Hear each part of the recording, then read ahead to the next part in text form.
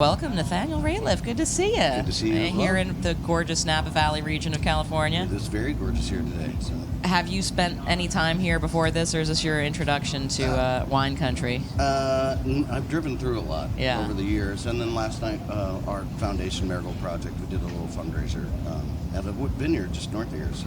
Nice. So tell me a little bit about I know the foundation is something you've been working on quite a bit lately. Tell me a bit more about that. Well, we kind of have a mixture of things we do.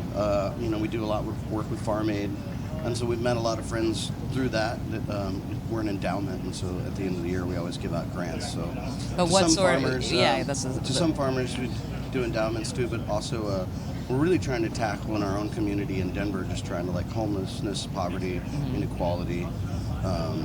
We also try to change some gun legislation that actually passed in Colorado.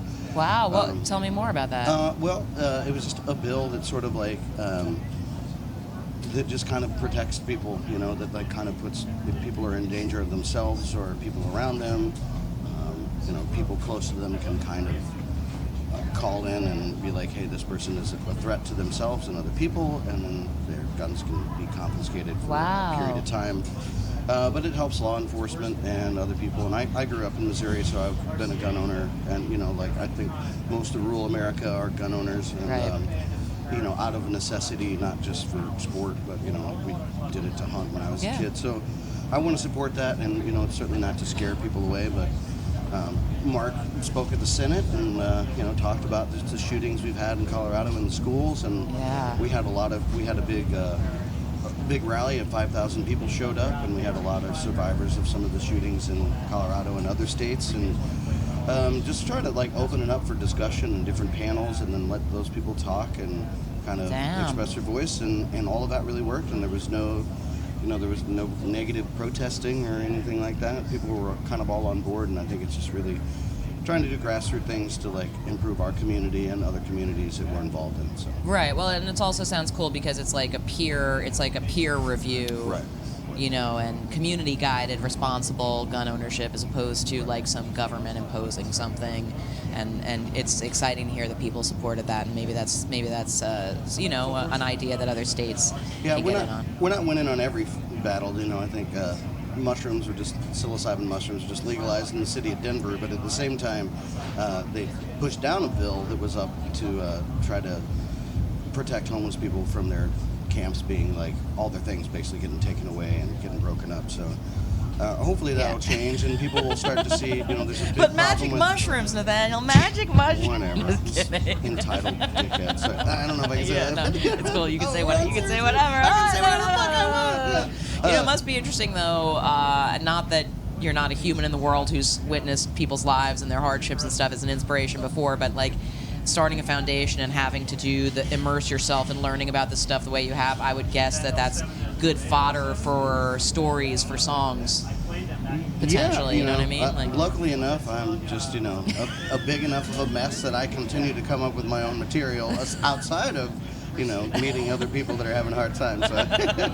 But there is some new music starting to already percolate, yeah? I've been writing a bunch of stuff that's non-Night Sweats material, and then about to start working on some Night Sweat stuff as well. So. Okay, cool. Well, that's interesting because obviously, the Night Sweats thing has just been 100% of the thing, for the past 5 years or whatever it's been since we first started hearing this project, but you've done other music for a long time before that. It's cool that you're going to make room to do both.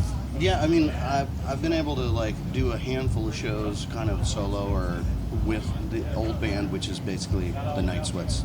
Right. Without a couple of folks in there.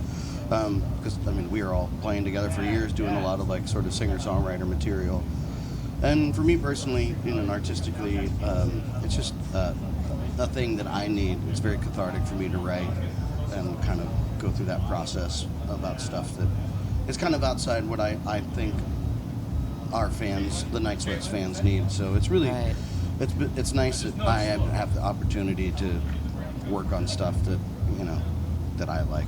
Right. I like the Night Sweat stuff as well, but it's just different, It's kind of it's nice to you dip your toes in different waters sometimes in it. So. Right, but is that something that the world might get to hear later in 2019? Any of that, or is it I'm just? I'm not sure when it'll come out. I got a lot of I'm trying to pace myself because we continue to work nonstop, so I don't want to burn out. Yeah, well, no, I noticed that you get a week or something after this before a big tour starts again. So yeah, pretty much. Yeah, what are you going to do with your scant time at home? I have a little. I finally, I've never owned a home, and I finally bought a little spot outside of Denver on 5 acres. Cheers, so congrats! I have a lot of work to do. Nice. So All right. just kind of Home go back improvements. to landscaping. Yeah. So. Sweet. Nathaniel Rateliffe and the Landscapers is the next project coming at you. Exactly. It's always great to see you. Thanks for Always good to visiting see us. you. Yeah, have a great set, and we'll look forward to airing it for the people right here on SiriusXM.